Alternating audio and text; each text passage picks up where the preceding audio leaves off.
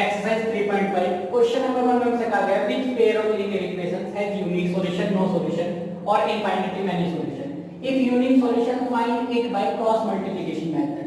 तो देखिए एक्सरसाइज 3.2 में हमने ग्राफिकल मेथड यूज किया था, 3.3 में हमने सब्स्टिट्यूशन मेथड यूज किया था, 3.4 में हमने एलिमिनेशन मेथड यूज किया था। ये फोर्थ मेथड है हमारी लीनियर इक्वेशन को सॉल्व करने का, क्रॉस मल्टीप्लिकेशन मेथड।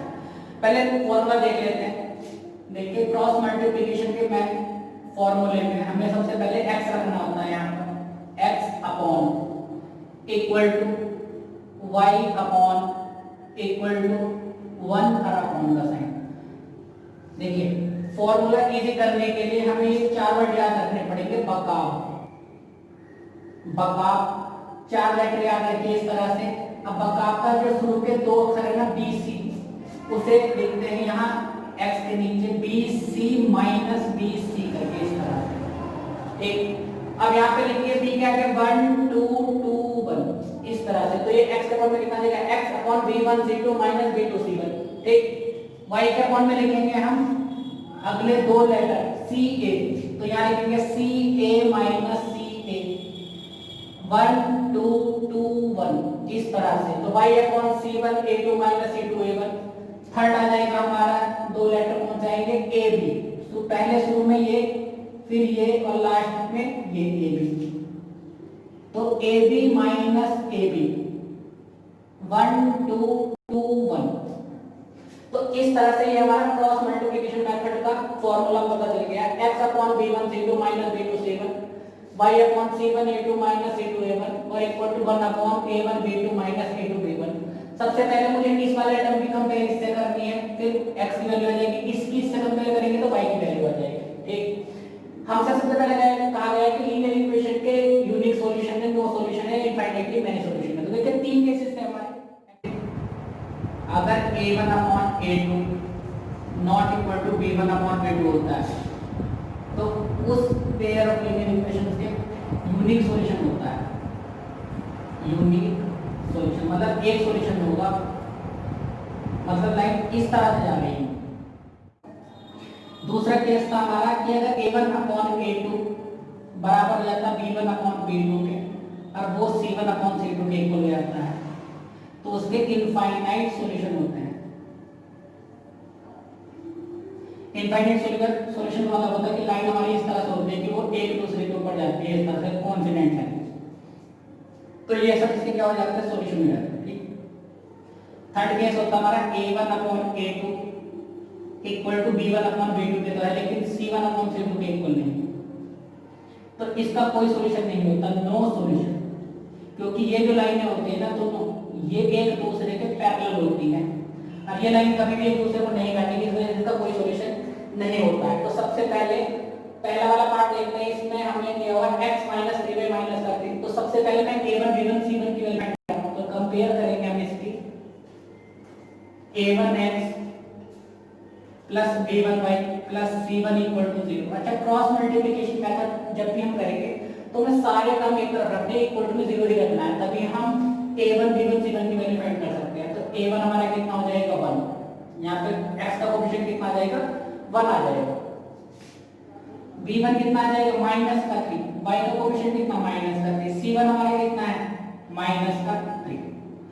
दूसरी वाली इक्वेशन की कंपेयर करेंगे a2x plus b2y plus c2 equal to 0 से। तो देखिए यहाँ पर a2 की वैल्यू कितनी हो जाएगी 3, b2 की वैल्यू हो जाएगी माइनस का 9 और c2 की वैल्यू हो जाएगी माइनस का 2।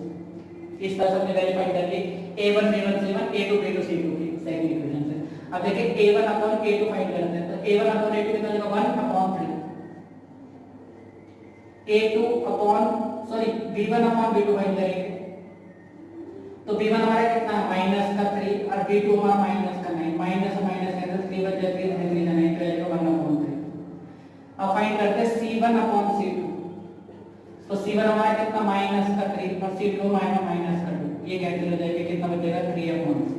अब देखिए a1 अपॉन a2 और b1 अपॉन b2 तो दोनों बराबर है 1 अपॉन 3 1 अपॉन 3, लेकिन c1 अपॉन c2 जो है वो 3 अपॉन 2 अलग हो गया। कौन सा केस हो गया, थर्ड केस। इसका मतलब ये पैरेलल लाइन है ये दोनों। तो ये कभी एक दूसरे को इंटरसेक्ट नहीं करेंगे, तो लिखेंगे a1 upon a2 equal to b1 upon b2 are not equal to c1 upon c2. Okay, so these pair of lines have no solution. इन दोनों इक्वेशन का कोई भी सॉल्यूशन नहीं होगा। सेकेंड पार्ट में मैं दो इक्वेशन गिवन है, पहली और दूसरी। तो देखिए जब भी हम क्रॉस मल्टीप्लिकेशन मेथड यूज करते हैं तो मैं सारे टर्म लेफ्ट में रख देता हूं, इक्वल टू के आगे जीरो रखना होता है, तो इस फाइव को मैं लेफ्ट में ला रहा हूं, तो मैं इसे इस तरह से लिख सकता हूं 2x + 5 माइनस का 5 इक्वल टू 0। इसी तरह से जो दूसरी इक्वेशन इसे हम लिख सकते हैं 3x प्लस का 2y और माइनस का 8 इक्वल टू में 0। इस तरह से मैं लिख दिया। अब पहली वाली इक्वेशन की कंपेयर कर रहे हैं हम a1x plus b1y plus c1 equal to 0। तो देखिए a1 हमारा कितना हो जाएगा, x का कोएफिशिएंट कितना है 2, b1 कितना हो जाएगा, देखो y का कोएफिशिएंट कुछ नहीं है इसका मतलब 1 है, c1 कितना हो जाएगा हमारा माइनस का 5, c1 यहाँ पर लिखा हुआ कांस्टेंट है हमारा -5। अब कंपेयर करते हैं सेकंड इक्वेशन की a2x plus b2y plus c2 equal to 0 से, यहाँ पर लिखेंगे कंपेयर के लिए। तो देखिए x का कोएफिशिएंट कितना 3, तो a2 की वैल्यू कितनी हो जाएगी 3 हो जाएगी, b2 की वैल्यू कितनी हो जाएगी 2 और c2 की वैल्यू कितनी हो जाएगी माइनस का 8। x का जो कोएफिशिएंट होगा वो a2 हो गया, y का कोएफिशिएंट b2 हो गया और c2 देखिए माइनस भी साइन इंक्लूड होगा तो माइनस का 8 हो गया। सबसे पहले मैं a1 अपॉन a2 फाइंड कर रहा हूं, तो a1 हमारा 2, a2 है 3, b1 अपॉन b2 फाइंड करा तो ये कितना हो जाएगा 1 अपॉन 2 और c1 अपॉन c2 कितना हो जाएगा माइनस का 5 और अपॉन माइनस का 8, माइनस माइनस कैंसिल करके तो फाइनल होगा। अब आप देखिए a1 upon a2 b1 b upon b2 के इक्वल है, मतलब पहला वाला केस होता है नॉट इक्वल टू होता है यहाँ पर सॉरी, ठीक है ना, ये भी बराबर नहीं होते हैं ना, तब भाई यूनिक सॉल्यूशन हो जाता है। तो ये वाला केस इसके इक्वल नहीं है तो लिखेंगे here a1 upon a2 is not equal to b1 upon b2।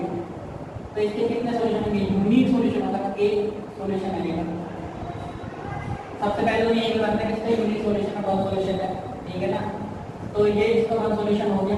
अब इसे क्रॉस मल्टीप्लिकेशन मेथड से करना है तो लिखते हैं बाय क्रॉस मल्टीप्लिकेशन मेथड। तो क्रॉस मल्टीप्लिकेशन मेथड का फॉर्मूला लिखते हैं सबसे पहले। देखिए मैंने फॉर्मूला पहले बताया था तो दोबारा बता देते हैं। सबसे पहले मुझे x लिखना, अपॉन लगाना, इक्वल टू y लिखिए, अपॉन का साइन इक्वल टू 1 और अपॉन में क्या लिखेंगे, तो हमें चार लेटर याद रखने थे बका b c a b। तो सबसे पहले हमें b c शुरू के लिए दो लेटर है ना, उसे रखना है x के अपॉन में, तो यहाँ लिखेंगे b c minus b c। पहले भी क्या लिखे 1 c क्या लिखे 2, फिर 2 1 1 2 2 1 b c minus b c 1 2 2 1, तो b1 c2 minus b2 c1 हो गया। यहाँ पे हम अगले दो लेटर लिखेंगे c a, तो y के फॉर्म में लिखेंगे c a minus c a 1 2 2 1 इस तरह से, और a के फॉर्म में लिखेंगे हम a b, तो लिखेंगे a b minus a b, तो a क्या लिखेंगे 1 2 2 1 इस तरह से, ठीक। अब देखिए x अपॉन इन सब की वैल्यू हमें रखनी है, तो b1 की वैल्यू कितनी है हमारी 1 1 मल्टीप्लाई c2 हमारा कहाँ पर ये है माइनस का 8 माइनस b2 हमारा कितना है 2 और c1 की वैल्यू हमारे माइनस का 5 equal to y upon c1 हमारा कितना है माइनस का 5 मल्टीप्लाई a2 कितना है ये रहा 3 माइनस c2 कितना माइनस का 8 और a1 की वैल्यू कितनी हो गई 2 इक्वल 1 अपॉन a1 b2 है, तो a1 की वैल्यू कितनी है 2, b2 कितना है 2 माइनस a2 कितना है 3 और b1 हमारा कितना है 1। वैल्यू को बड़े ध्यान से रखना है, ठीक। सॉल्व करते हैं, देखिए x अपॉन 1 की मल्टीप्लाई माइनस 8 तक करके कितना माइनस का 8 माइनस माइनस ये हो जाएगा plus 5 to the 10 equal to यहाँ पर लिखेंगे y अपॉन माइनस 5 50 से मल्टीप्लाई करके माइनस का 50 माइनस माइनस प्लस हो जाएगा, 8 टू जा 16 हो गया इक्वल 1 अपॉन 2 जा 4 माइनस 3, 4 माइनस 3 हो जाएगा। इस आगे सॉल्व करते थे x अपॉन कितना बचेगा ये 2, तो मैं इसे लिख रहा हूँ x अपॉन 2 इक्वल टू ये कितना बचेगा y अपॉन 1 इक्वल टू अब 1 अपॉन 1। इस तरह से हमारा ये सॉल्व हो जाएगा। लेकिन सबसे पहले x की और y की वैल्यू निकालने के लिए पहले मैं इस वाले टर्म की कंपेयर इस वाले टर्म से करूंगा कांस्टेंट वाले टर्म। तो इसे लिख रहा हूं मैं x upon 2 equal to 1 upon 1। इससे पता चल रहा है क्रॉस मल्टीप्लाई में 2 उधर चला के कितना हो जाएगा x इक्वल टू, तो x की वैल्यू हो गई 2। उसके बाद मैं इस वाले टर्म की मैं कंपेयर इस वाले टर्म से कर रहा हूं, ठीक है ना। तो y की वैल्यू तो y upon 1 equal to 1 upon 1, तो इससे पता चलेगा कि y हमारा कितना है 1। तो इस तरह से पहले वाले टर्म की कंपेयर डाटा हो जाएगा, x वैल्यू पता चल जाती है। दूसरे वाले टर्म की कंपेयर ना इससे करेंगे थर्ड वाले से, तो y की वैल्यू पता चल जाती है, क्योंकि ये तीनों ही टर्म हमारे इक्वल में होते हैं। थर्ड पार्ट में इक्वेशन ये बना 3x 5y = 20 और दूसरी इक्वेशन है 6x 10y = 40। तो देखिए 20 जो है इक्वल टू इधर पहले से लेफ्ट लाते हैं।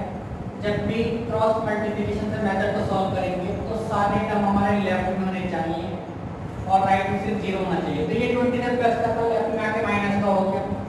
इसी तरह से 6x माइनस का 10y और माइनस का 40 इक्वल टू कितना हो जाएगा 0 हो जाएगा। पहली वाली इक्वेशन की कंपेयर करते हैं स्टैंडर्ड इक्वेशन से a1x plus b1y plus c1 equal to 0 से। तो देखिए a1 हमारा कितना हो जाएगा, x का कोएफिशिएंट क्या है 3, b1 y के साथ में क्या है ऊपर माइनस का 5 और c1 कितना हो जाएगा माइनस का 20। देखिए अगर ऊपर नंबर से पहले माइनस होता है तो माइनस जरूर आता है साथ में a1 b1 c1 में। ठीक, इसकी कंपेयर करेंगे a2x plus b2y plus c2 equal to 0। तो देखिए a2 क्या लिखा हुआ है यहाँ पे 6, b2 इक्वल टू कितना आ जाएगा माइनस का 10 और c2 की वैल्यू हो जाएगी यहाँ पे माइनस का 40। तो सबसे पहले हमें क्या करना है कि इसके यूनिक सॉल्यूशन है, दो सॉल्यूशन दिया, इनफाइनाइट मैन सॉल्यूशन है। तो a1 अपॉन a2 फाइंड कर रहे हैं, तो वो हो जाएगा 3 अपॉन 6, 3 1 जा 3 3 2 जा 6, तो कितना जाएगा 1 अपॉन 2।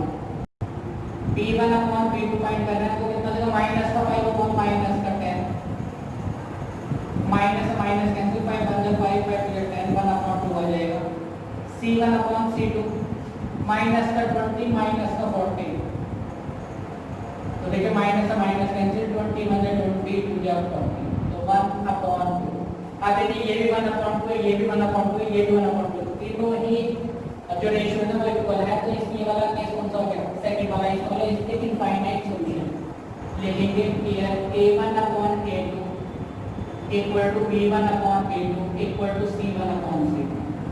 तो इनफाइनाइट सॉल्यूशन है इन दोनों पेयर ऑफ लाइन के, और हमें सिर्फ तभी सॉल्यूशन फाइंड करने जब यूनिक सॉल्यूशन होगा क्रॉस मल्टीप्लिकेशन मेथड से। फोर्थ पार्ट में इक्वेशन a1 है। सबसे पहले a1 a2 b1 b2 और c1 c2 का रेशियो फाइंड करते हैं। कंपेयर करते हैं पहले इक्वेशन की a1x plus b1y plus c1 equal to 0। तो देखिए यहाँ x का कोएफिशिएंट कितना 1, तो a1 की वैल्यू कितनी हो जाएगी 1, b1 कितना हो जाएगा माइनस का 3, c1 की वैल्यू हो जाएगी माइनस का 7।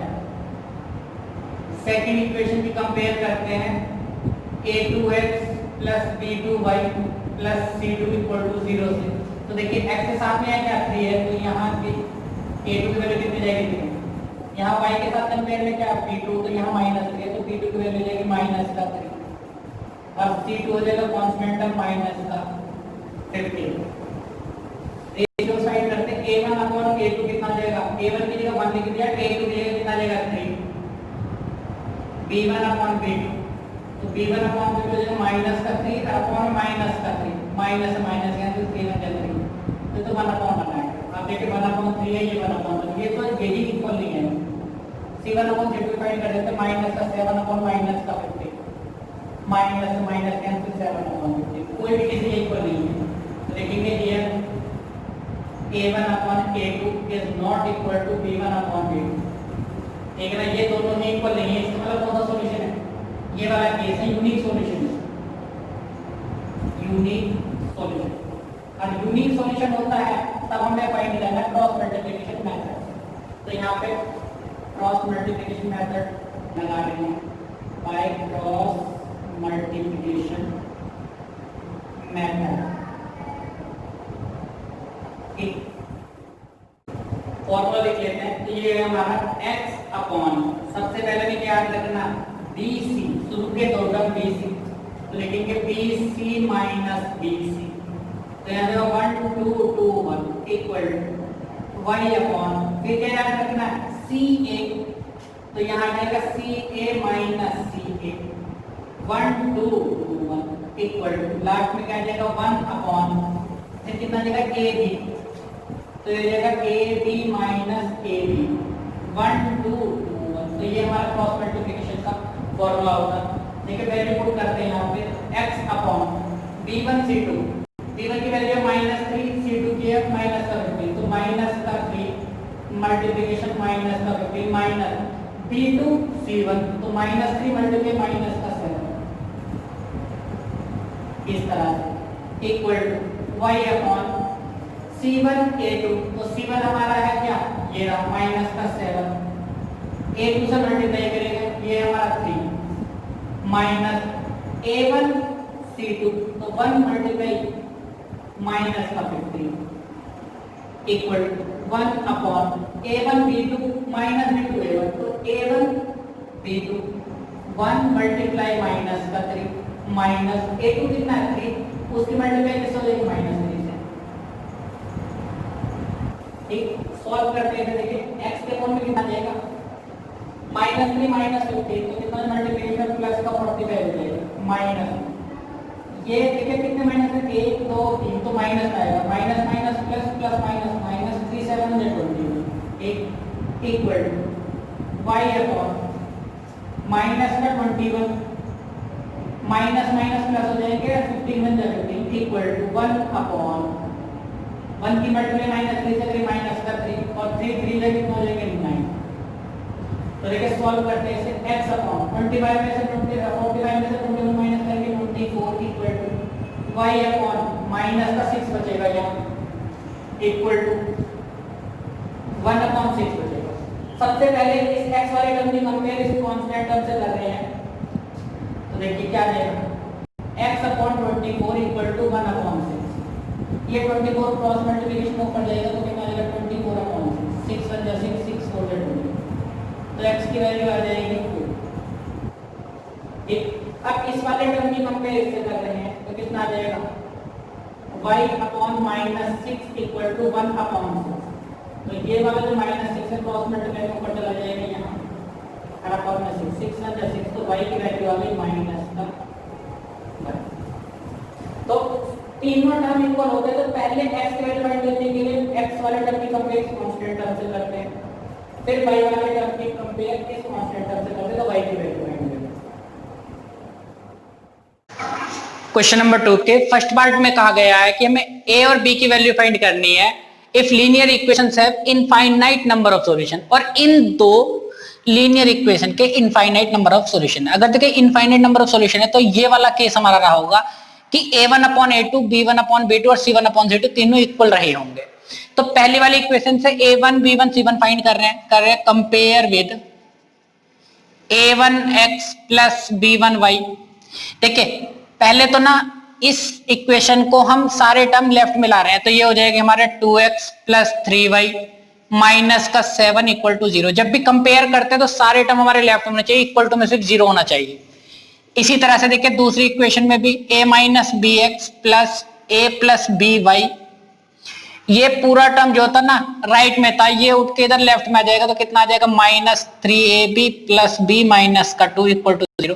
ब्रैकेट में रखेंगे इस पूरे टर्म को और माइनस का साइन बाहर लगाएंगे। ठीक है, अब पहले टर्म की पहले वाली इक्वेशन कंपेयर कर रहे हैं, a1x plus b1y plus c1 equal to 0। तो a1 की वैल्यू कितनी हो जाएगी 2, b1 की वैल्यू कितनी हो जाएगी 3, और C1 की वैल्यू हो जाएगी माइनस का 7। यहां कंपेयर करने हैं, देखिए A2x plus B2y plus C2 equal to 0 से, तो A2 की वैल्यू कितनी हो जाएगी A माइनस बी। x का जो कोफिशिएंट है ना पूरा ये है A माइनस बी, यहां x से x हट जाएगा, A2 के बराबर है A माइनस बी के। B2 देखिए y से y हटा दीजिए, बाकी कितना टर्म बचा A प्लस बी, तो A प्लस बी हो जाएगा B2। और C2 की वैल्यू कितनी हो जाएगी, पूरा टर्म ये कांस्टेंट है -3A प्लस बी माइनस का 2, ये हमारा C2 हो जाएगा इस तरह से। अब हमसे कहा गया था इनफाइनाइट नंबर ऑफ सॉल्यूशन है इन दोनों लीनियर इक्वेशंस के, तो लिखेंगे since linear equation have infinite solution, so तो इसका मतलब ये होगा A1 upon A2, B1 upon B2 और C1 अपॉन C2 तीनों रेशियोज इक्वल रहे होंगे हमारे। तो A1 हमारा कितना है 2 अपॉन A2 कितना है A minus b equal B1 हमारा है 3, B2 कितना है A plus B equal C1 हमारा माइनस का 7 अपॉन में C2 है माइनस का 3A प्लस बी माइनस का 2, तो इस माइनस से माइनस कैंसिल हो जाएगा। ठीक, सबसे पहले हमें पहले वाले पार्ट की, देखिए तीनों ही पार्ट इक्वल है, तीनों में ही ए बी टर्म दिए हुए, तो किसी भी दो की कंपेयर पहले कर रहे हैं, तो पहले मैं इन दो की कंपेयर कर रहा हूं। ठीक, लिख रहे हैं, देखिए इन दोनों की कंपेयर करेंगे तो ये हो जाएगा 2 upon A B equal to 3 upon A plus B. Cross multiplication कर रहे हैं, देखिए इस वाले टर्म की इससे और इस वाले टर्म की इससे, 2 की मल्टीप्लाई ए से हो जाएगी, कितना हो जाएगा 2a प्लस 2 की मल्टीप्लाई बी से हो जाएगी 2b इक्वल टू 3 की मल्टीप्लाई ए से करेंगे कितना हो जाएगा 3a और माइनस 3 की मल्टीप्लाई बी से करेंगे 3b। अब सारे टर्म लेफ्ट में ले आएंगे तो ये हो जाएगा 2a प्लस 2b माइनस का 3a प्लस का 3b इक्वल टू हो जाएगा 0। ठीक, ये 2a प्लस का है माइनस का 3a, कितना बचेगा माइनस का a बच जाएगा। ये प्लस का 2b है प्लस का 3b है, कितना हो जाएगा प्लस का 5b और इक्वल टू कितना हो जाएगा 0। तो ये a और b में एक हमारी इक्वेशन आ गई, मैंने इसे ना इक्वेशन नंबर 3 मान ली। ठीक है ना, पहली दूसरी तो ये थी। ठीक, अब देखिए मैंने इसकी कंपेयर इससे करी थी, अब मैं इसकी कंपेयर इससे कर लेता हूं या पहले वाले की कंपेयर इससे कर लेता हूं। किसी की भी इक्वेशन की किसी से भी कंपेयर कर सकते हैं क्योंकि तीनों ही इक्वल है। तो पहली वाली की मैं थर्ड वाले से कर रहा हूं कंपेयर, लिख रहे 2 upon a minus b equal to 7 upon 3a minus plus b और माइनस कट। इस वाले टर्म की देखिए मल्टीप्लीकेशन करेंगे इससे, और ये वाला जो a माइनस बी है 7 के साथ मल्टीप्लाई में जाएगा, तो देखिए 2 की मल्टीप्लाई से करेंगे 3a प्लस बी माइनस 2 से, 2 की मल्टीप्लाई 3 से करेंगे कितना हो जाएगा 6a, 2 की मल्टीप्लाई b से करेंगे कितना हो जाएगा 2b, 2 की मल्टीप्लाई माइनस 2 से करेंगे 2 2 जो 4 और इक्वल टू में कितना आ जाएगा 7 की मल्टीप्लाई ऐसे करेंगे 7a, 7 की मल्टीप्लाई माइनस बी से करेंगे 7b माइनस का। ठीक है ना, सारे टर्म एक तरफ ले आते हैं, तो देखिए ये हो जाएगा 6a plus 2b minus 4 minus का 7a और प्लस का 7b और इक्वल टू में बचा 0। अब देखिए ये 6a प्लस का है माइनस का 7a है, तो माइनस का a बचेगा सिर्फ, इन दोनों को सॉल्व किया 2b और 7b कितना हो जाएगा 9b माइनस का 4 और इक्वल टू में आ जाएगा 0। ठीक है ना, माइनस का a plus 9b equal to minus का 4 बचेगा, तो ये वाली होगी हमारी इक्वेशन नंबर 4 सॉरी। अब इन दोनों इक्वेशन को सॉल्व करना है। यहां से देखिए इस वाले थर्ड वाले इक्वेशन से मैं यहाँ पे a की वैल्यू फाइंड कर रहा हूं। देखिए इस वाली इक्वेशन को ना मैं इस तरह से भी लिख सकता हूँ, ये लिखा हुआ माइनस का a plus 5b equal to 0। इसका मतलब ये है कि ये माइनस का a लेफ्ट में रहा, ये 5b इधर जाके माइनस कर जाएगा, माइनस से माइनस कट जाएगा, तो a इक्वल टू कितना हो जाएगा 5b हो जाएगा। तो फ्रॉम इक्वेशन 3 से ना यहाँ से a इक्वल टू 5b आ रहा है, इसे मैंने इक्वेशन नंबर 3 माना। ठीक, इस वाले इक्वेशन से, तो इक्वेशन 3 से मैं a की जगह कितना पुट कर रहा हूँ 5b पुट कर रहा हूँ, लिख रहे from equation 3 and 4। 4 from equation 4 and 3। ठीक, ए की जगह हमने कितना पुट कर दिया 5b। देखिए ए की जगह ये 5b पुट कर दिया, माइनस साइन ऐसे रहा, ए की जगह 5b लिख दिया, plus 9b equal to minus का 4, 9b माइनस 5b कितना बचेगा 4b इक्वल टू माइनस का 4, b इक्वल टू माइनस का 4 अपॉन 4, 4 1 जा 4, तो b की वैल्यू कितनी हो जाएगी 1 हो जाएगी। ठीक, इस b की वैल्यू मैं यहां पुट कर रहा हूं फ्रॉम इक्वेशन 3, तो ये हो जाएगा a इक्वल टू 5b था तो 5 मल्टीप्लाई 1 हो जाएगा, तो a की वैल्यू कितनी हो जाएगी 5 1 जा 5 हो गई। तो ये हो गई हमारी a की वैल्यू। हमसे a और b की ही वैल्यू फाइंड करने के लिए कहा गया था क्वेश्चन में, और कह दिया था कि ये जो इक्वेशंस हैं ये infinite number of solution, infinite number of solution का मतलब होता है a1 upon a2, b1 upon b2 और c1 अपॉन c2 तीनों रेशियोज इक्वल होंगे। ये इक्वल रखने पे हमें ये तीनों इस तरह से मिल गए थे। किसी भी दो की कंपेयर कीजिए, पहले आप पहले इन दोनों की कंपेयर कर ली, फिर इन दोनों की भी कर सकते थे आप, इसकी और इसकी, तो भी हमारी इक्वेशन मिल जाती। दो इक्वेशन दोनों को सॉल्व कर लेते हैं, ठीक है ना। तो ए और बी की वैल्यू फाइंड होगी। सेकेंड पार्ट में कहा गया for which the value of k की वैल्यू फाइंड करनी है, will the following pair of linear equations have no solution, कि इन दोनों इक्वेशन के कोई सॉल्यूशन नहीं होगा। तो जब भी कोई सॉल्यूशन नहीं होता इक्वेशन का, तो ये वाली कंडीशन आती है हमारी a1 upon a2 equal to b1 upon b2 is not equal to c1 upon c2। तो सबसे पहले a1 b1 c1 a2 b2 c2 की वैल्यू फाइंड करते हैं। देखिए जब भी क्रॉस मल्टीप्लिकेशन मेथड यूज करते हैं ना, तो हमें सारे टर्म लेफ्ट में रखने होते हैं। तो ये जो 1 है वो इक्वल टू के राइट में, इसे पहले लेफ्ट में ले आते हैं, तो इस इक्वेशन को हम इस तरह से भी लिख सकते हैं, 1 लेफ्ट में आके माइनस का हो जाएगा। इसी तरह से इसे हम लिखेंगे 2k माइनस का 1x plus k minus 1y, और ये वाला टर्म पूरा लेफ्ट में आके माइनस का हो जाएगा इस तरह से। अब कंपेयर कर रहे हैं हम इसकी, कंपेयर करेंगे इसकी a1x plus b1y plus c1 equal to 0 से। तो देखिए a1 कितना हो जाएगा हमारा 3 हो जाएगा, यहां पर x का कोफिशिएंट 3 है। b1 की वैल्यू कितनी हो जाएगी, देखिए y का कोई कोफिशिएंट नहीं है, इसका मतलब 1 है। c1 का कोफिशिएंट क्या हो जाएगा, सॉरी c1 की वैल्यू हो जाएगी माइनस का 1, कांस्टेंट टर्म ये वाला। सेकंड की कंपेयर करेंगे हम a2x plus b2y plus c2 equal to 0 से, तो यहां से आ जाएगा हमारा a2 की वैल्यू हो जाएगी ये वाला टर्म। देखिए x के साथ में जो मल्टीप्लाई में होता है ना वो a2 होता है, तो ये हो जाएगा हमारा a2 equal to 2k minus 1, b2 y के साथ में मल्टीप्लाई में क्या k माइनस 1, तो ये हो जाएगा b2 की वैल्यू, और c2 की वैल्यू कितनी हो जाएगी माइनस का 2k प्लस 1, ये माइनस वाला टर्म भी इसमें इंक्लूड हो जाएगा। अब देखिए लीनियर इक्वेशन के कोई सॉल्यूशन नहीं है, तो ये वाली कंडीशन रहेगी, लिखेंगे since linear equations has no solution, कोई सॉल्यूशन नहीं है, ठीक है ना, सॉल्यूशंस। तो कंडीशन क्या होती है नो सॉल्यूशन की, a1 अपॉन a2 तो b1 अपॉन b2 के बराबर होता है, लेकिन वो किसके बराबर नहीं होता, c1 अपॉन c2 के। ठीक, a1 की जगह क्या रखेंगे 3, a2 की जगह कितना रखेंगे 2k माइनस का 1 इक्वल टू b1 की जगह रखेंगे हम 1 और अपॉन में b2 की जगह रखेंगे हम k minus 1 not equal to c1 की जगह रखेंगे माइनस का 1 और c2 की जगह रखेंगे माइनस का 2k प्लस 1, माइनस से माइनस कैंसिल हो जाएगा। अब देखिए मैं सिर्फ यहाँ पे एक ही वेरिएबल है हमारा k, पहले वाले पार्ट हमारे दो वेरिएबल थे a और b, इस वजह से हमें दो बार कंपेयर करनी पड़ी थी, पहले इन दोनों पार्ट की फिर इन दोनों पार्ट की, ठीक है ना।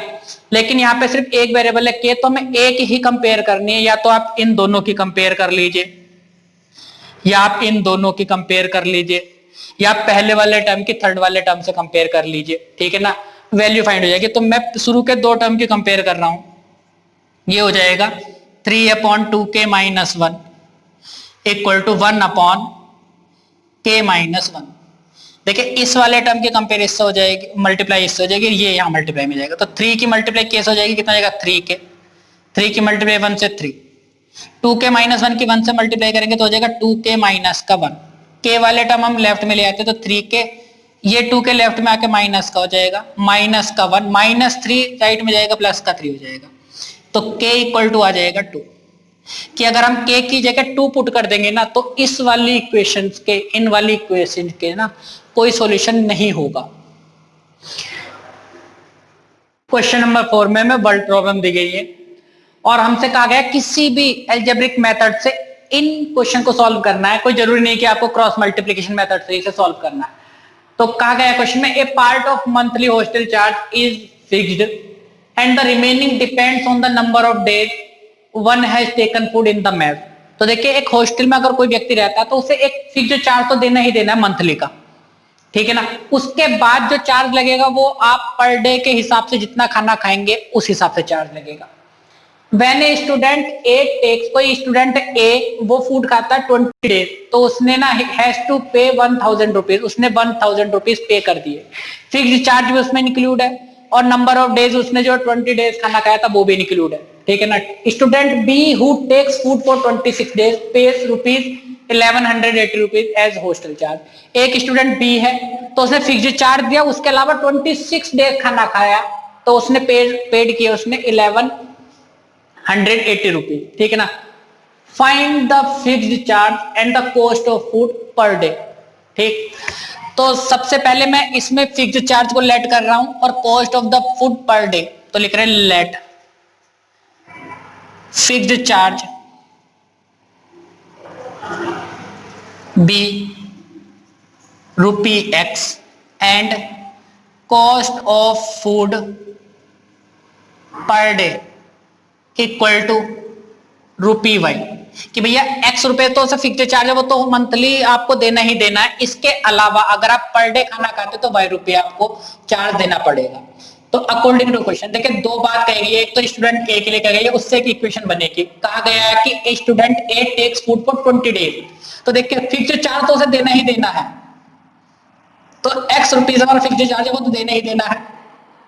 खाना खाया उसने 20 डेज तो 1 डे का कितना चार्ज है y, तो 20 डेज का कितना हो जाएगा 20 मल्टीप्लाई y, तो ये हो जाएगा 20y इक्वल टू कुल मिला के कितना चार्ज हो गया उसका 1000। तो ये हो जाएगी हमारी इक्वेशन नंबर 1, ठीक।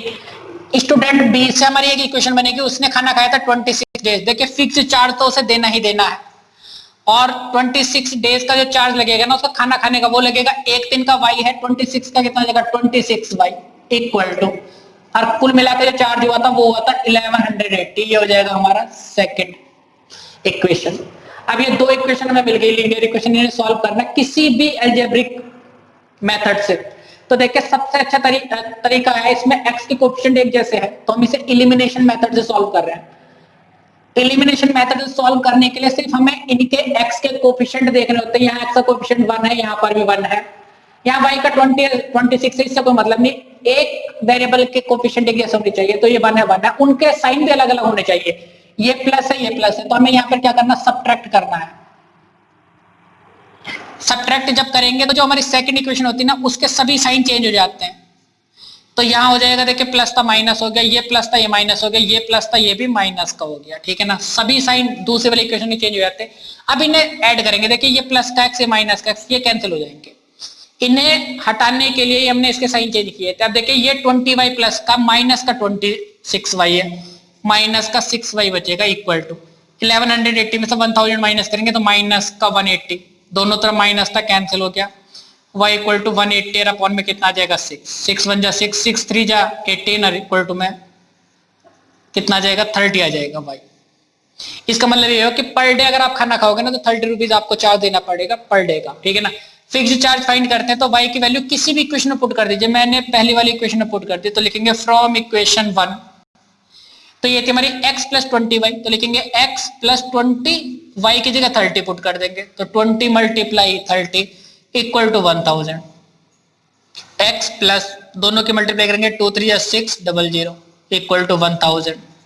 x इक्वल टू 1000, 60 इधर 600 माइनस में चला जाएगा तो x इक्वल टू कितना हो जाएगा 400। तो 400 रुपीज जो है वो तो फिक्स्ड है कि आपको देने ही देने हैं मंथली। आप खाना नहीं खाओगे तो भी ये देने पड़ेंगे, अगर आप खाना खाते हो तो पर डे का हिसाब से आपको 30 रुपीज देना पड़ेगा, ठीक है। तो लिखेंगे so fixed charge equal to 400 rupees and cost of food per day equal to 30 rupees. ये हमारा आंसर हो जाएगा। सेकेंड पार्ट में कहा गया a fraction becomes 1/3 when 1 is subtracted from the numerator. अगर किसी फ्रैक्शन के न्यूमरेटर में से हम 1 सब्ट्रैक्ट कर देते तो वो फ्रैक्शन 1/3 हो जाता, एंड इट बिकम्स फ्रैक्शन बन जाता 1/4 when 8 is added to its denominator. अगर हमने डिनोमिनेटर में 8 ऐड कर दिया तो 1/4 हो जाता। Find the fraction. तो सबसे पहले मैं फ्रैक्शन ही लेट कर रहा हूं, लिख रहे हैं let fraction be x upon y, कि ये वो फ्रैक्शन था, ठीक है ना। न्यूमरेटर x हो गया, डिनोमिनेटर y हो गया। तो पहले वाले पार्ट में कहा गया कि वो जो फ्रैक्शन था 1/3 हो जाता है कब, जब 1 is subtracted from the numerator. Numerator हमारा ये, तो अकॉर्डिंग टू क्वेश्चन ये हो गई हमारी फ्रैक्शन। हमने न्यूमरेटर में से 1 सब्ट्रैक्ट कर दिया सिर्फ, ठीक है ना। तो हमारी जो फ्रैक्शन हो जाती है वो 1/3 हो जाती है दिस, ठीक है ना। इसे सॉल्व करते थे कि इस 3 की क्रॉस मल्टीप्लिकेशन करते हैं x माइनस 1 से और y की करते हैं 1 से, तो कितना हो जाएगा, 3 की मल्टीप्लाई x से करेंगे कितना हो जाएगा 3x, 3 की मल्टीप्लाई 1 से करें 3 और y बन जा y, ठीक है ना। तो ये हमारी हो गई इक्वेशन नंबर 1, ठीक। इससे पहली वाले लाइन से हमें एक इक्वेशन मिल गई लीनियर, ये वाली। उसके बाद कहता है it becomes 1/4 when 8 is added to denominator, and ये हमारा फ्रैक्शन था, ठीक है ना। इसमें कहा कि 8 is added to denominator, denominator कौन सा ये है, इसमें मैंने अगर 8 ऐड कर दिया ना तो ये फ्रैक्शन हमारी 1/4 बन जाएगी इस तरह से, ठीक। तो इस 4 की क्रॉस मल्टीप्लाई कर रहे हैं तो कितना हो जाएगा, x से जब करेंगे तो 4x हो जाएगा, y प्लस 8 की मल्टीप्लाई 1 से करें देंगे तो कितना हो जाएगा, y प्लस 8 हो जाएगा। ये y लेफ्ट में ला रहे हैं तो कितना हो जाएगा 4x माइनस का y और इक्वल टू में 8, और ये हो जाएगी इक्वेशन नंबर 2। तो पहली वाली लाइन से एक इक्वेशन मिल गई, दूसरी वाली लाइन से हमें ये वाली इक्वेशन मिल गई। इन्हें सॉल्व करना, फ्रैक्शन फाइंड करना। देखिए इस वाले क्वेश्चन में हम सब्स्टिट्यूशन मेथड यूज कर रहे हैं क्योंकि हमें पहली वाली इक्वेशन से y की वैल्यू पता चल गई x के टर्म में, और दूसरे वाली इक्वेशन में मैं y की जगह ये वाली वैल्यू पुट कर रहा हूं। तो लिख रहे हैं फ्रॉम इक्वेशन 1 एंड 2। तो देखिए y की वैल्यू x के टर्म में ये है, तो मैं यहां पर y की जगह ये वाली वैल्यू पुट कर रहा हूं। तो लिख रहे 4x माइनस y की जगह मैंने लिख दिया 3x माइनस का 3 और इक्वल टू में 8। ये वाला माइनस मैंने अंदर भेज दिया तो माइनस का 3x हो गया प्लस का 3 और इक्वल टू 8। 4x में से 3x माइनस करेंगे कितना बचेगा x, ये 3 प्लस का था वो राइट में जाके किस में हो जाएगा, माइनस में हो जाएगा, इस तरह से आ जाएगा। तो x इक्वल टू कितना हो जाएगा, 5 हो जाएगा, ठीक। तो x की वैल्यू किसी भी इक्वेशन में पुट कर दीजिए, मैं पहली वाली इक्वेशन में पुट कर रहा हूं, लिख रहे फ्रॉम इक्वेशन 1 3x माइनस 3 है तो x के कितना पुट करना 5, तो लिखेंगे 3 मल्टीप्लाई 5 माइनस 3 और इक्वल टू में आ जाएगा y, 3 5 जा 15 माइनस 3 इक्वल टू y, तो y इक्वल टू हो जाएगा 12। तो x की वैल्यू ये हो गई, y की वैल्यू ये होगी, लिखेंगे सो फ्रैक्शन हमारा क्या था x अपॉन y, x की जगह 5 रख दिया और y की जगह 12 रख दिया, तो 5/12 हमारा फ्रैक्शन हो जाएगा। थर्ड पार्ट में कहा गया Yash scored 40 marks in a test getting 3 marks for each right answer and losing 1 mark for each wrong answer, ठीक। Had 4 marks been awarded for each correct answer and 2 marks been deducted for each incorrect answer, then Yash would have scored 50 marks. Then how many questions were there in the text. देखिए एक test था, उसमें अगर आप सही question करते हो तो आपको पहले वाले केस में 3 मार्क्स मिल जाएंगे कि अगर आपने कोई क्वेश्चन सही किया तो 3 मार्क्स देती है आपको। लेकिन अगर आपका क्वेश्चन गलत हो जाता तो आपको -1 मतलब उसमें से माइनस कर दिए जाते थे, जो आपको नंबर मिलेंगे उसमें -1 मार्क्स ऐड हो जाएंगे, ठीक है ना। अगर दूसरे केस में से कहा गया अगर कोई सही क्वेश्चन होता है तो आपको 4 नंबर मिलेंगे, अगर आपका कोई क्वेश्चन गलत हो जाता है तो आपको -2 मार्क्स मिलेंगे, ठीक। तब आपके स्कोर कितना हो जाएगा 50 हो जाएगा, टोटल कितना हो जाएगा 50 हो जाएगा, ठीक। टोटल क्वेश्चन कितने थे टेस्ट में ये हमें बताना, तो उससे पहले मैं ये मान रहा हूं कि यस ने x क्वेश्चन तो सही किए थे और y क्वेश्चन जो किए थे उसने गलत किए थे। लिख रहे let yes did right answer be x and wrong answer be y. कि जो एक्स नंबर ऑफ क्वेश्चन थे वो तो उसने सही करे थे और वाई नंबर ऑफ क्वेश्चन उसने क्या करे थे, गलत करे थे। तो देखिए आप बताइए टोटल क्वेश्चन कितने हो जाएंगे भैया? टोटल क्वेश्चन हो जाएंगे हमारे एक्स प्लस वाई, क्योंकि ये तो सही किए गए थे और ये किए गए थे गलत, ठीक है ना। हमें ये फाइंड करना है एक्स प्लस वाई, तो एक्स और वाई की वैल्यू फाइंड करेंगे। देखिए पहली वाली लाइन से हमारी इक्वेशन क्या बनेगी, अगर आप एक क्वेश्चन सही करते हैं तो आपको 3 मार्क्स मिलेंगे।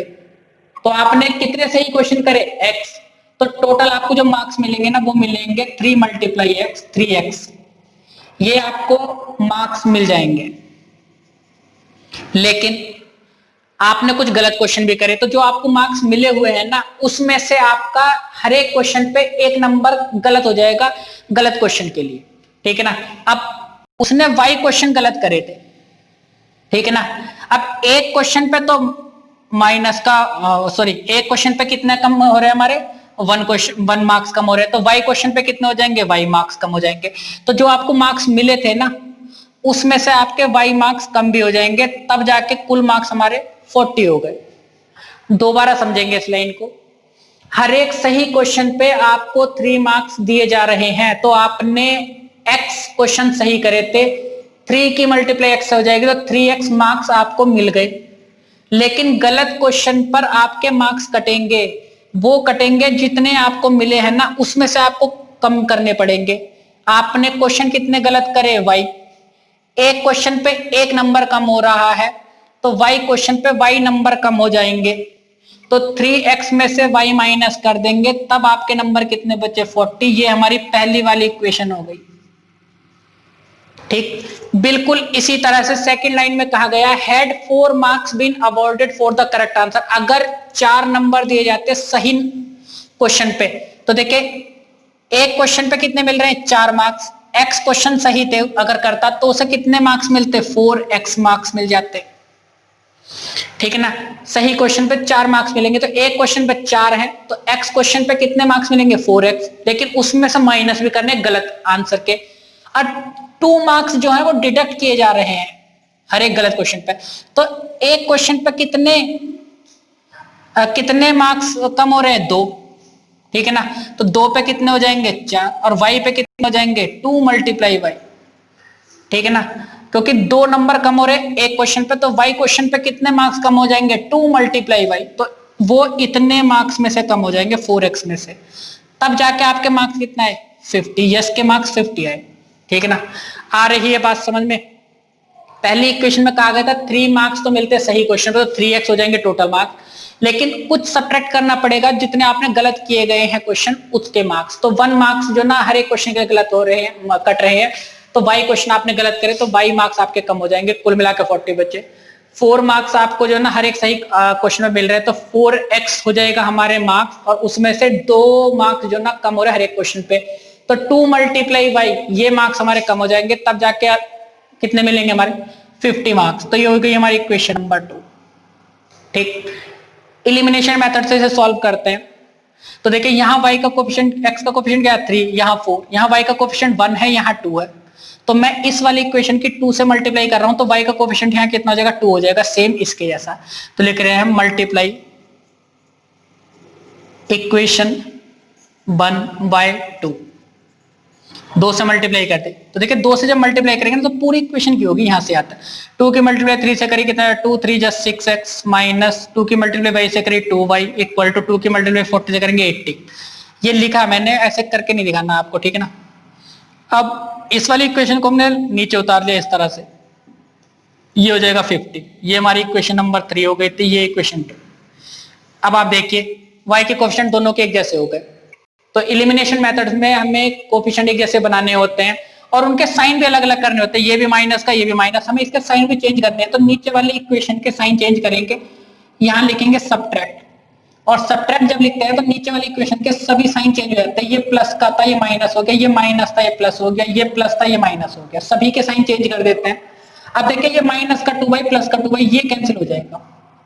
हमने इसके कोफिशिएंट एक जैसे इसलिए बनाए थे ताकि ये टर्म कैंसिल हो जाए और साइन भी अलग कर दिए। अब देखिए ये 6x प्लस का है माइनस का 4y है, कितना बचेगा, प्लस का 2x बचेगा इक्वल टू 80 में से हम 50 माइनस कर देंगे, कितना हो जाएगा 30, x इक्वल टू 30 और अपॉन में कितना आ जाएगा 2 से कैंसिल आउट कर देंगे 15 बार, तो x की वैल्यू कितनी हो जाएगी 15। इसका मतलब ये था कि 15 क्वेश्चन उसने बिल्कुल सही किए हुए थे। ठीक, 15 वैल्यू हम किसी भी क्वेश्चन में पुट कर देंगे, पहले वाले क्वेश्चन में पुट कर रहे हैं, लिख रहे हैं फ्रॉम इक्वेशन 1, तो ये हो जाएगा 3x माइनस का y, तो 3 मल्टीप्लाई 15 माइनस का y और इक्वल टू में कितना हो जाएगा 40। ठीक, मल्टीप्लाई करते 45 minus y equal to 40, minus का y इक्वल टू 40 और ये वाला 45 राइट में जाके किसका हो जाएगा, माइनस का हो जाएगा। अब आप देखिए माइनस का y इक्वल टू माइनस का 45 है प्लस का 40 माइनस का 5 बचेगा, माइनस से माइनस कैंसिल हो जाएगा, y इक्वल टू 5। ठीक, तो देखिए 15 क्वेश्चन तो उसने सही किए थे, 5 क्वेश्चन उसने गलत किए थे, तब जाके उसके ये मार्क्स आए थे। लेकिन टोटल क्वेश्चन कितने थे उस टेस्ट में, 15 प्लस y, ये सही वाले और गलत वाले दोनों को ऐड कर देंगे, ये टोटल नंबर ऑफ क्वेश्चन हो जाएंगे। तो लिख रहे total questions equal to 15 plus 5, ये हो जाएगा 20।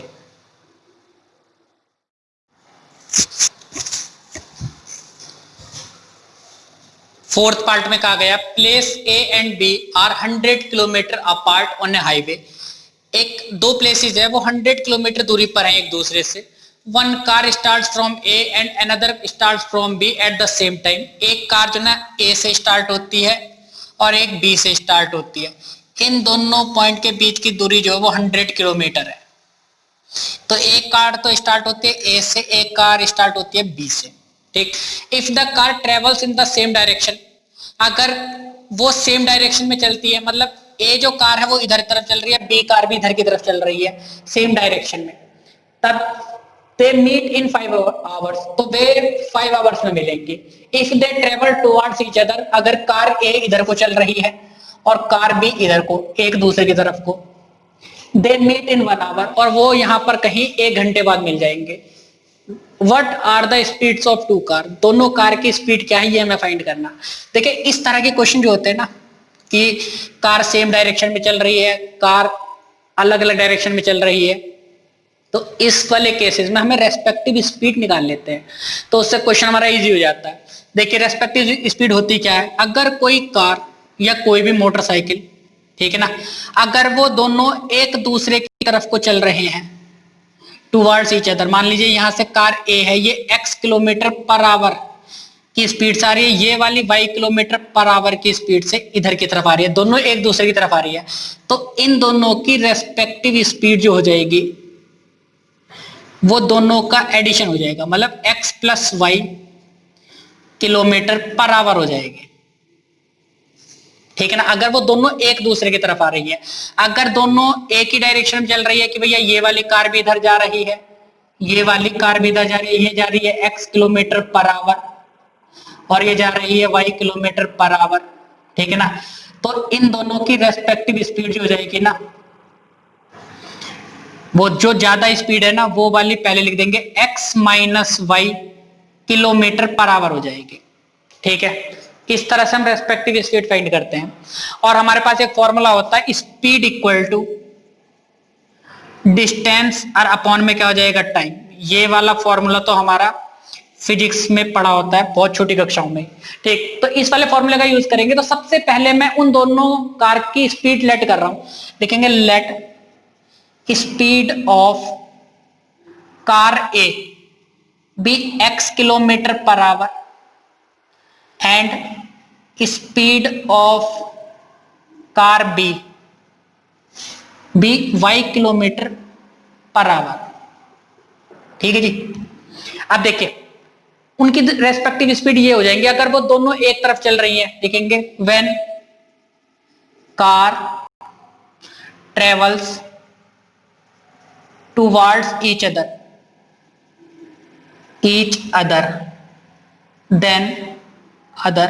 then respective speed तो देखिए जब वो एक दूसरे की तरफ चल रही हैं, मतलब ये वाला केस हो रहा है, ये वाला कि भाई दोनों एक ही तरफ को चल रही है, ये इधर ये इधर, ठीक है ना। तो रेस्पेक्टिव स्पीड हो जाएगी x plus y kilometre per hour. ठीक, when car travels in same direction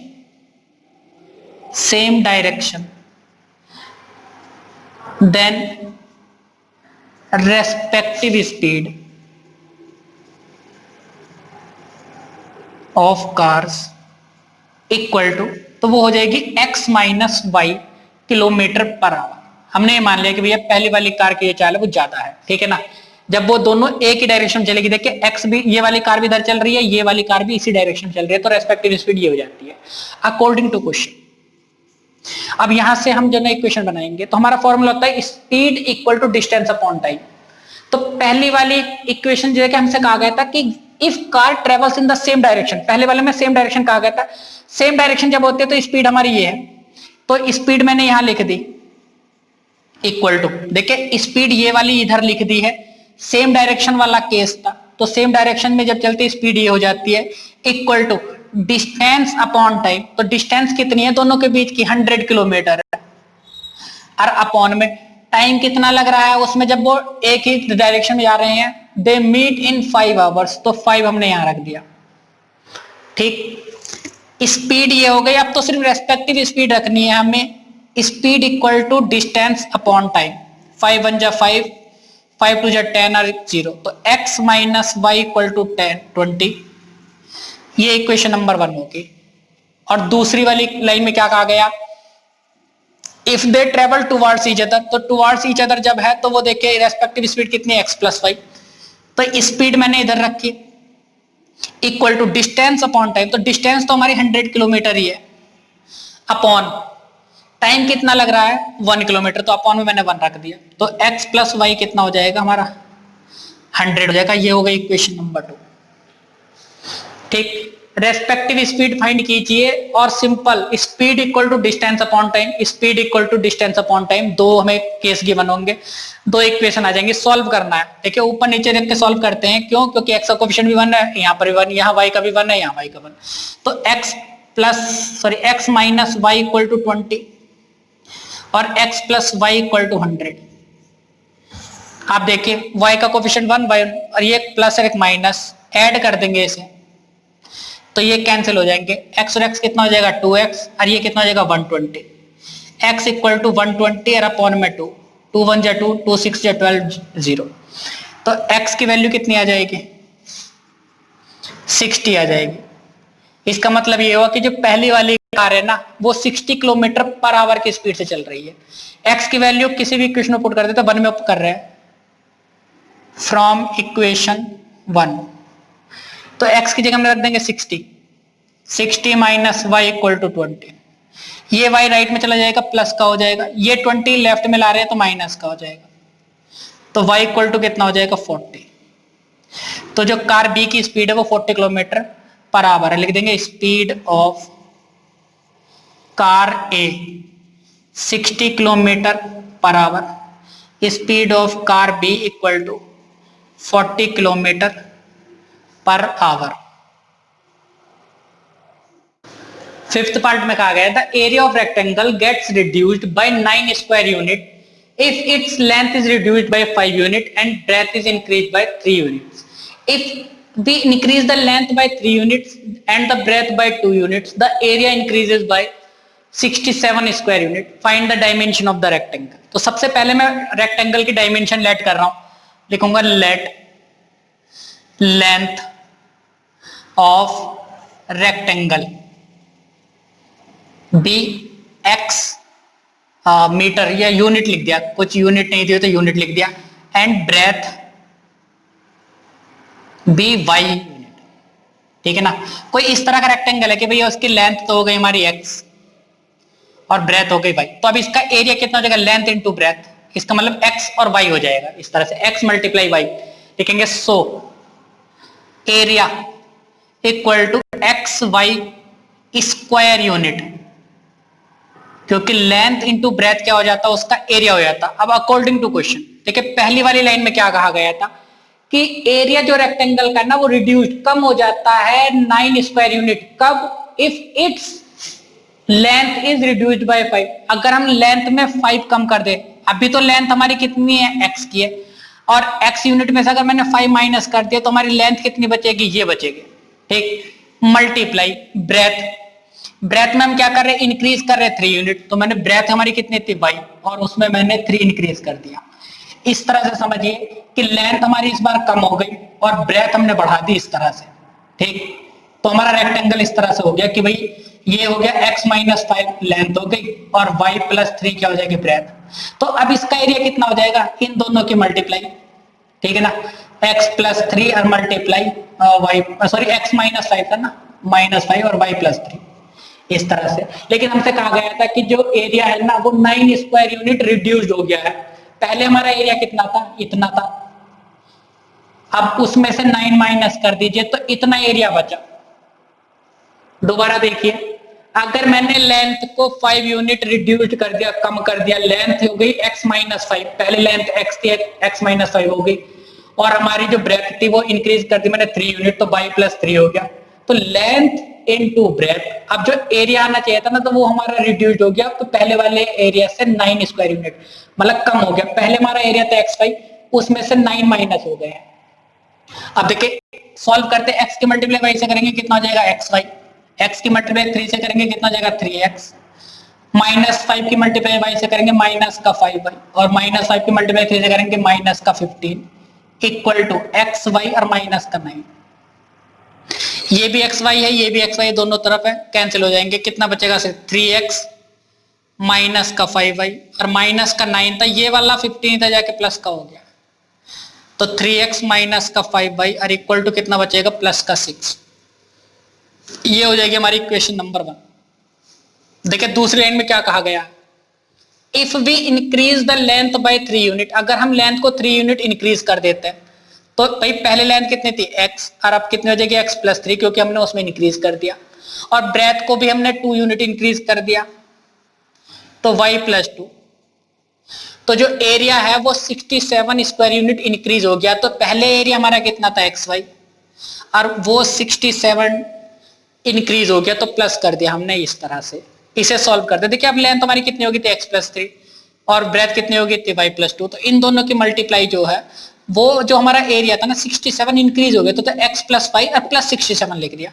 x की मल्टीप्लाई y से करेंगे कितना हो जाएगा xy, x की मल्टीप्लाई 2 से करें 2x 3y और 3 2 जा 6 इक्वल टू xy प्लस का 67। इधर भी xy है, इधर भी xy है, कैंसिल हो जाएंगे, 2x प्लस 3y, ये 6 राइट में जाके किस में हो जाएगा, माइनस में हो जाएगा, इस तरह से। तो 2x plus 3y equal to 61। ये हो गई हमारी इक्वेशन नंबर 2। अब देखिए इसमें चेक करते हैं कोफिशिएंट, x का कोफिशिएंट यहाँ कितना है 2 और यहाँ कितना है 3, सॉरी यहाँ तो 3 था, यहाँ तो कितना था 2, y का कोफिशिएंट ये है 5 और यहाँ पर 3, तो मैं इन y के कोफिशिएंट को एक जैसा बना रहा हूँ, ठीक है ना।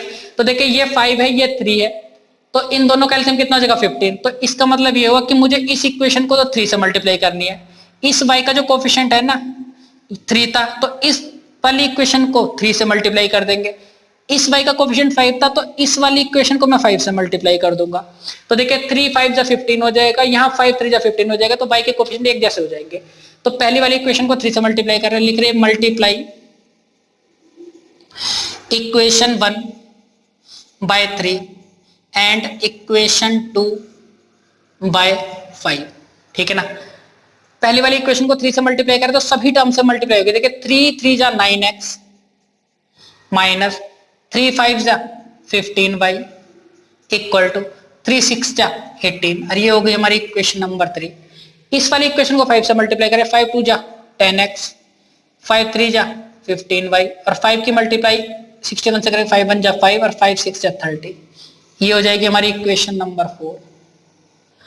आप देखिए y के कोफिशिएंट एक जैसे हो गए, ठीक है ना, साइन भी अलग अलग है, हमें यहाँ लिखना है ऐड, ठीक है ना। जब ऐड करेंगे तो माइनस का 15y है प्लस का 15y, ये कैंसिल हो जाएंगे, 9x प्लस का 10x कितना हो जाएगा 19x इक्वल टू, देखिए ये हमारा 18 है और ये 305 है, दोनों को ऐड कर देंगे कितना हो जाएगा 324। ठीक, अब ये 19 जो है x के साथ मल्टीप्लाई में राइट में जाएगा तो डिवाइड में हो जाएगा 324 अपॉन में 19, तो x इक्वल टू कितना हो जाएगा 19 1 जा 19, ठीक, कितना बचा 13 बचा है, कितना 13 और ये 4 हो जाएगा।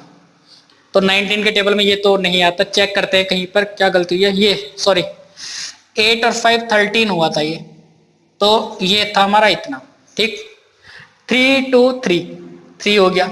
19 1 जा 19, कितना बचा 133 और 19 7 जा 133, तो x की वैल्यू आ जाएगी हमारी 17।